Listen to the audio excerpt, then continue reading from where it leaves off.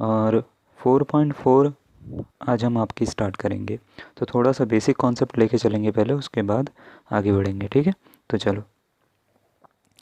चलो सबसे पहले तो आपको ये बता देते हैं 4.4 में हम दो चीज़ें पढ़ने वाले हैं। पहली चीज़ है उपसारणिक, ये कैसे निकालते हैं। इसको डिनोट किससे करते हैं, इसको डिनोट करते हैं हम MIJ से, ठीक है। आई और जे क्या होते हैं उसके बारे में भी बात करेंगे। दूसरा होता है सहखंड। सहखंड क्या होता है और इसको कैसे निकालते हैं, इसको डिनोट करते हैं AIJ से। और इसकी जो वैल्यू होती है वो होती है -1/i+j और MIJ, ठीक है। तो सबसे पहले तो आपको ये पता होना चाहिए सारणिक का ये होता है और सहखंड का ये होता है जो आपको दिख रहा है। अब इसको ऐसे फॉर्मूला में समझना थोड़ा सा मुश्किल है, तो मैं इसको एक क्वेश्चन मैंने खुद ही बना दिया है।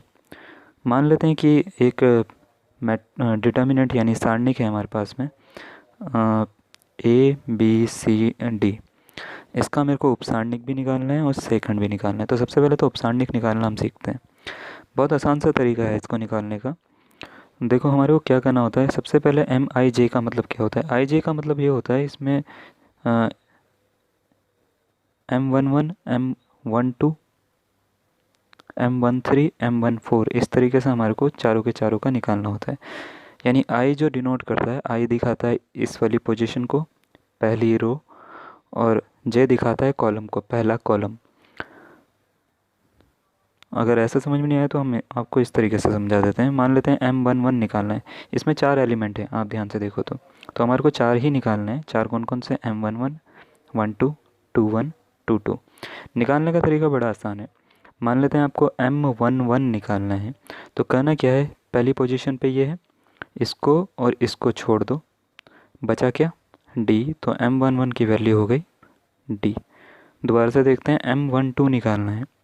12 पे क्या है, ये है B, तो B और इसके आजू बाजू वाला छोड़ दो, क्या मिला C।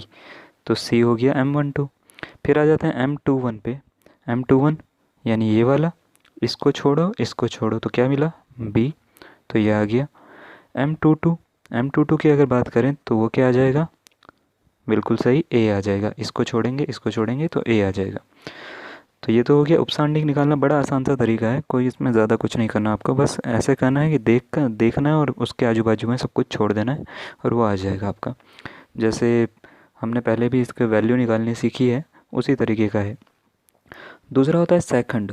सेकंड का मैंने अभी आपको फॉर्मूला बताया कि AIJ होता है, इसको इससे डिनोट करते हैं और इसका फॉर्मूला ये होता है -1/i+j और MIJ। तो पहले तो मैं इसको आपको डिटेल में बताता हूँ, फिर मैं इसके शॉर्टकट आपको बताता हूँ कहने का, ठीक है। तो डिटेल में देखो ज़रा, पहले पहले आपने ध्यान दो, आपको सेकंड जो है वो उप सारणिक की हेल्प से ही मिलेगा। यानी आपको M11 M12 M21 और M22 पहले पता होने चाहिए कि क्या क्या आ रहे हैं, उसके बाद आप सेकंड निकाल सकते हो। तो मान लेते हैं A11 निकालना है सबसे पहले हमारे को, तो क्या करना है, -1 की पावर ये पहला वाला 1, फिर ये दूसरा वाला 1, ठीक है।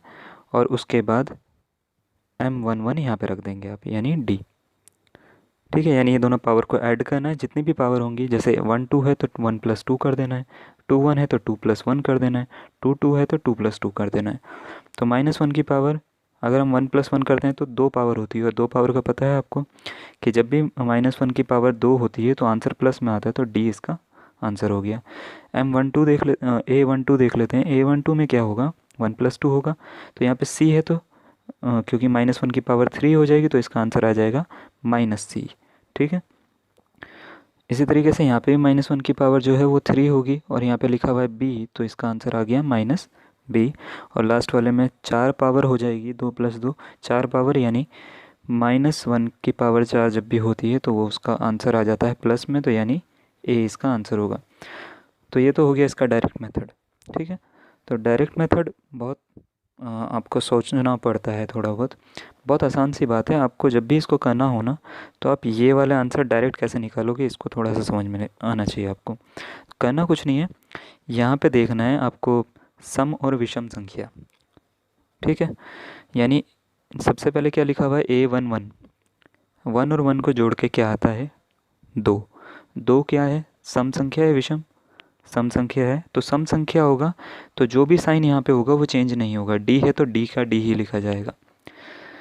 यहाँ पे क्या है, 1 और 2 3 विषम है तो साइन चेंज हो जाएगा, यानी सम पे साइन चेंज नहीं होगा, विषम पे साइन चेंज हो जाएगा।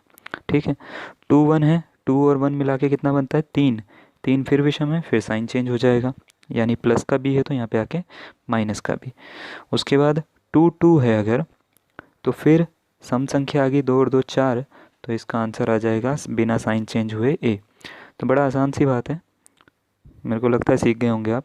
एक क्वेश्चन कर लेते हैं एक्सरसाइज का, हम 4.4 का फर्स्ट क्वेश्चन मैं कर रहा हूँ, सेकंड वाला जो है वो आपको होमवर्क में दे दूंगा। फर्स्ट क्वेश्चन बड़ा आसान है, समझा देता हूँ मैं आपको।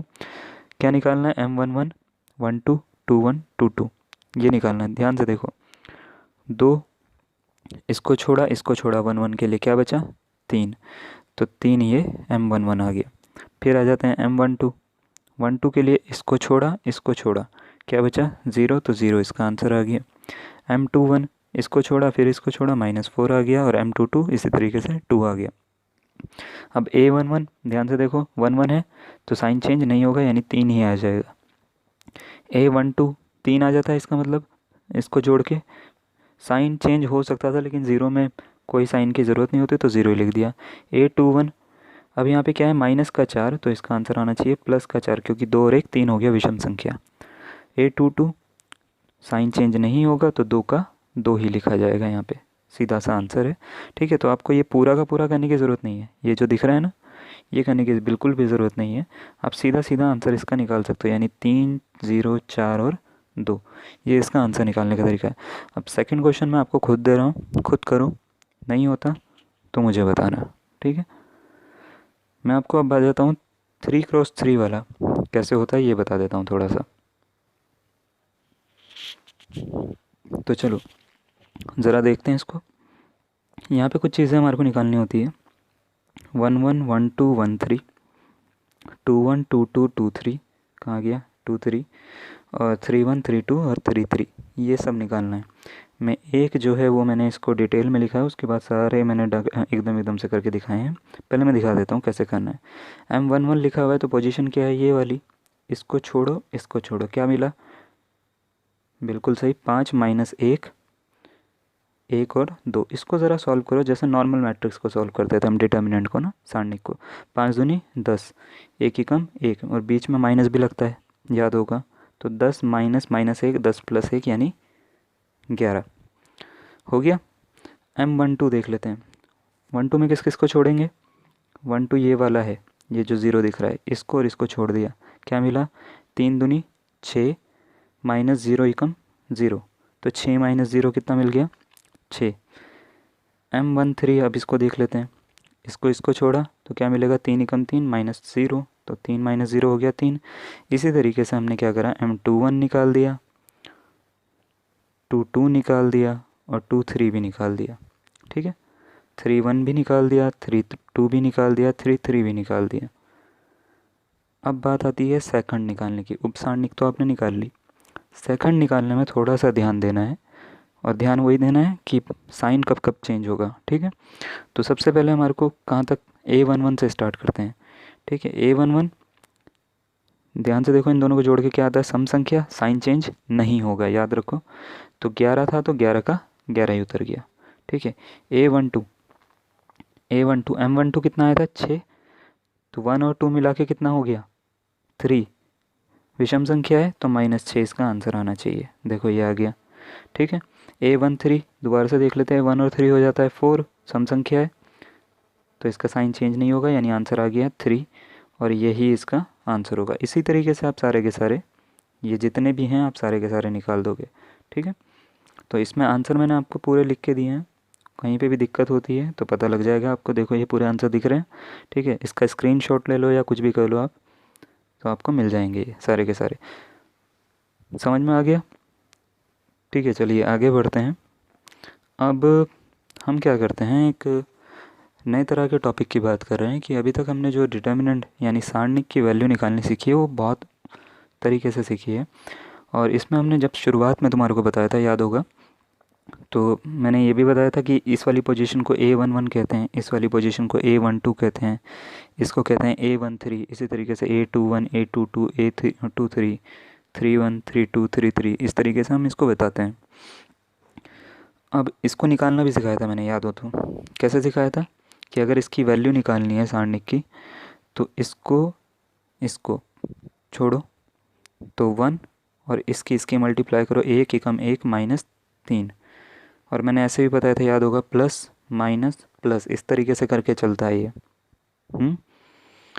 तो 1 1 माइनस 3, फिर इसको लो 0 माइनस 0, इसको छोड़ो 2 एकम 2 3 एकम 3, 2 माइनस 3।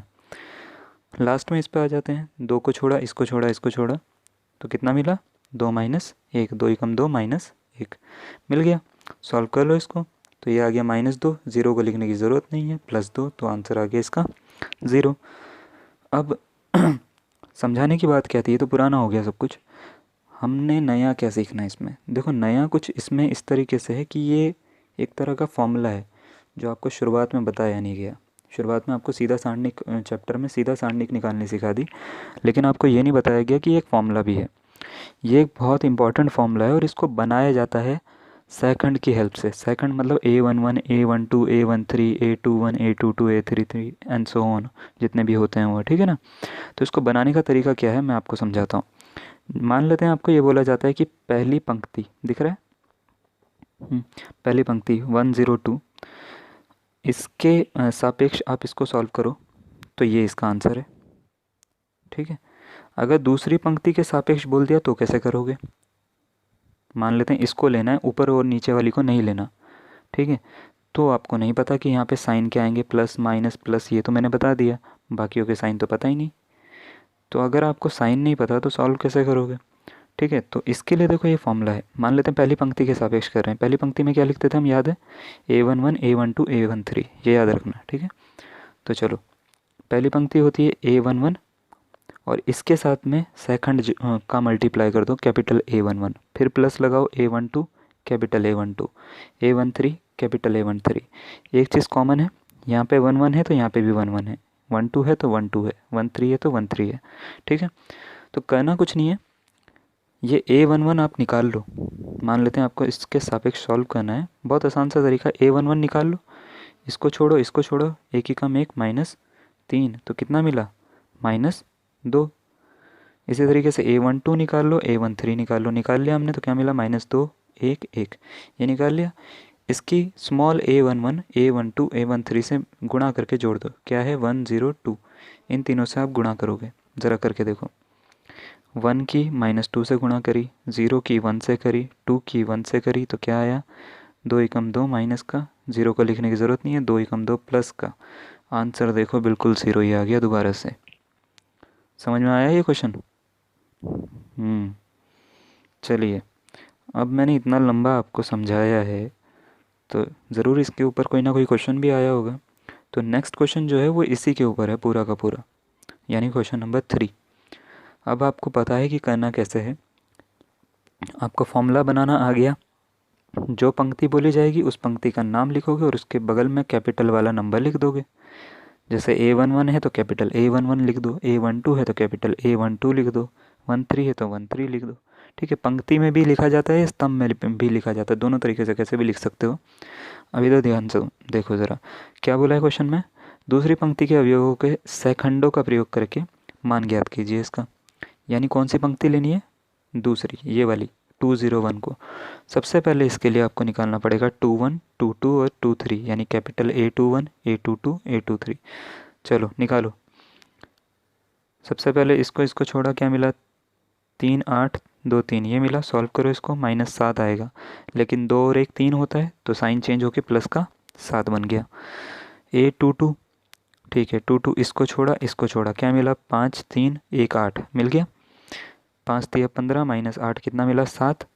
2 और 2 होता है 4 तो साइन चेंज नहीं होगा, ठीक है। तीसरा आ जाते हैं, 2 3, 2 3 को देखा तो इसको छोड़ा, जो मिला उसको सॉल्व करके जो भी आंसर आएगा उसका साइन चेंज होगा, 2 और 3 क्योंकि 5 होता है, ठीक है। तो -7 आ गया। अब इसको सॉल्व करना बड़ा आसान है। देखो, दूसरी पंक्ति बोली है वो होगी A21 plus A22, A23, capital A23। Solve कर लो, याद होगा क्या था, 7 7 और -7 निकला और 201 है, रख दो यहाँ पे।